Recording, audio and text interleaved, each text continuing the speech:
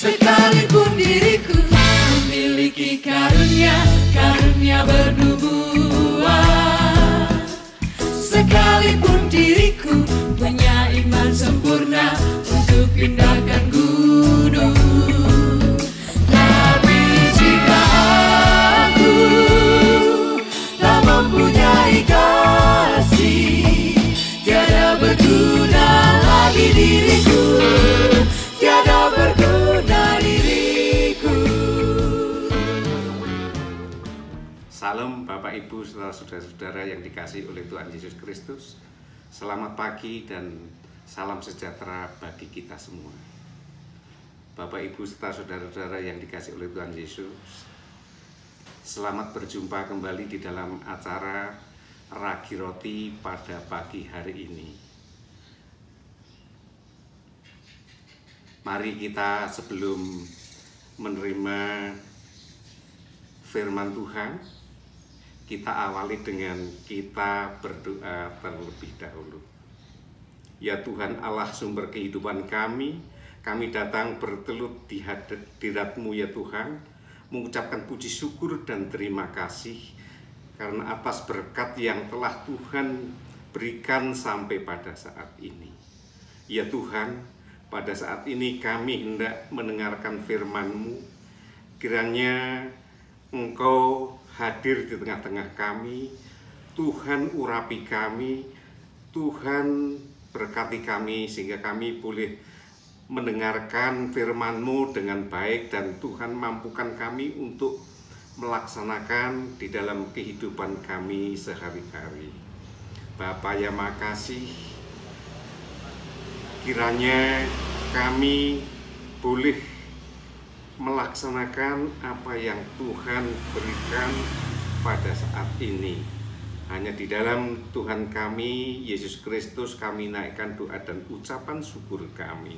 Terima kasih Tuhan. Amin.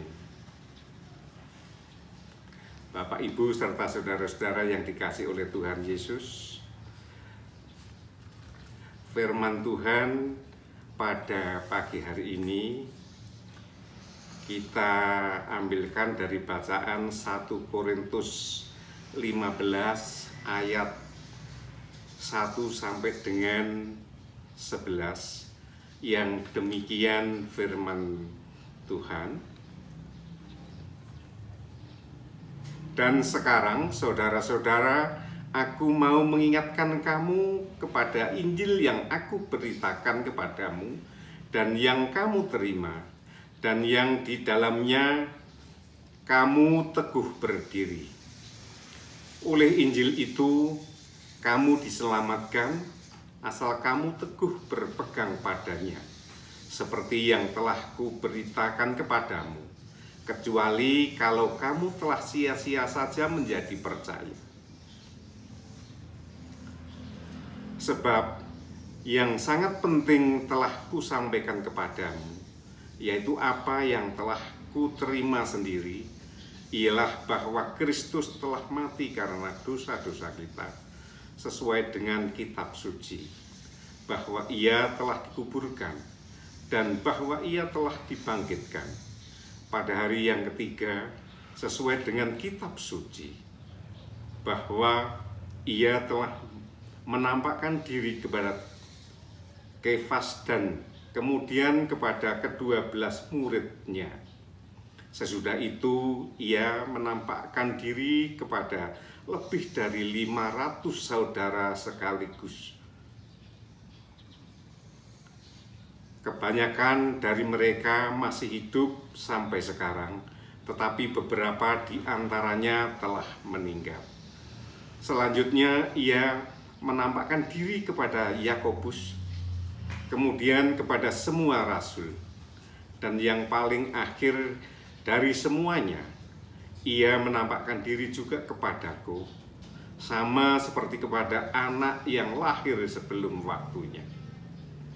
Karena aku adalah yang paling hina dari semua rasul, bahkan tidak layak disebut rasul, sebab aku telah menganiaya jemaat Allah.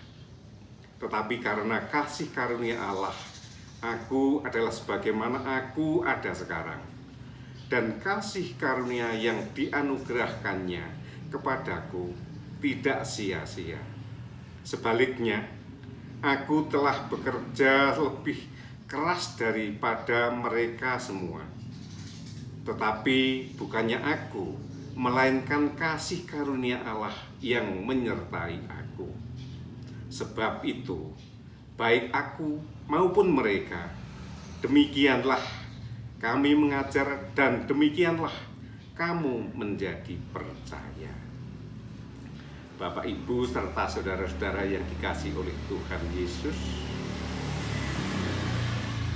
nas pada kesempatan ini kita ambilkan dari 1 Korintus 15 ayat yang kedua,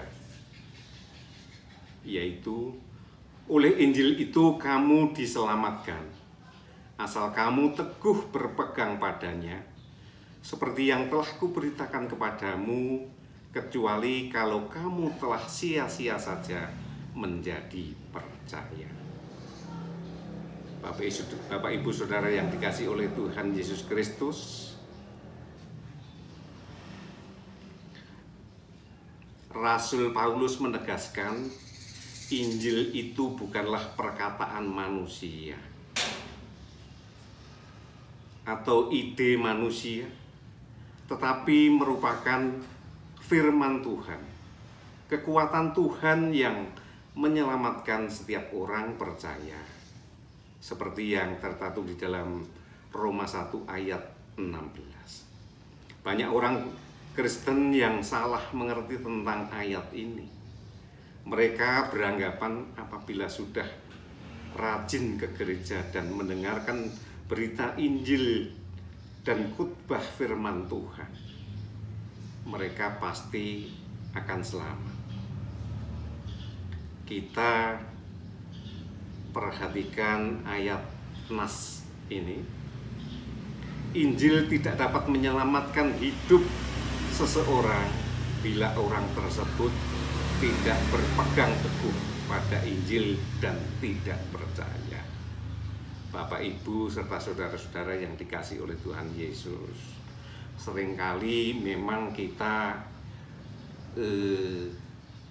berpikiran bahwa apabila kita sudah rajin ke gereja, setiap minggu kita mendengarkan firman Tuhan, kita rajin mengikuti kegiatan-kegiatan gereja, tetapi apabila tanpa kita melaksanakan apa yang kita terima dari firman Tuhan itu di dalam kehidupan kita sehari-hari, maka dari itu termasuk yang disebutkan tadi adalah sia-sia saja.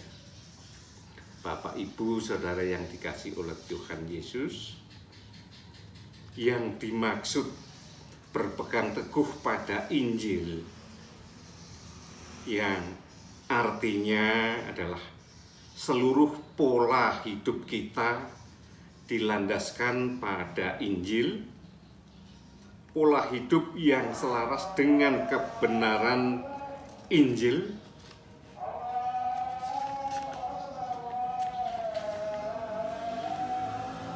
kapan saja dan dimanapun kita berada, perkataan, perbuatan kita senantiasa sesuai dengan firman Tuhan, sesuai dengan apa yang dikehendaki oleh Tuhan di dalam kehidupan kita.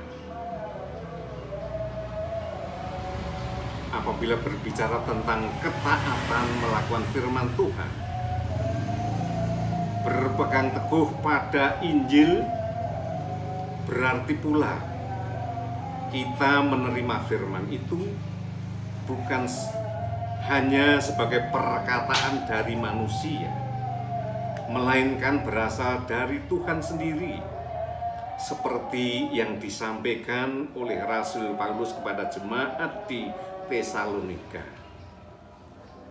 seperti yang tercantum atau tertulis di dalam 1 Tesalonika 2 ayat yang 13.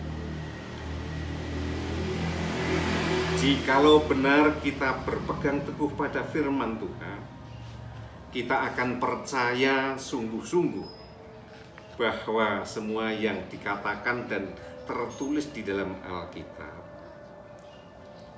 adalah perkataan Tuhan sendiri, isi hati Tuhan sendiri. Karena itu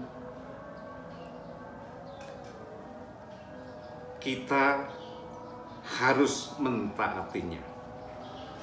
Apabila kita menyadari bahwa Injil adalah firman Tuhan, maka kita pun akan berkomitmen untuk menyediakan banyak waktu untuk membaca, meneliti dan merenungkan firman Tuhan itu dengan baik.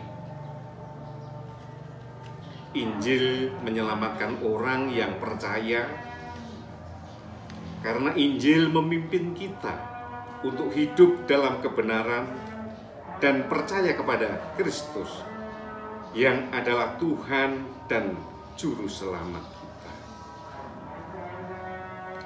Tanpa ketaatan melakukan firman Tuhan dan percaya kepada Kristus, tak mungkin kita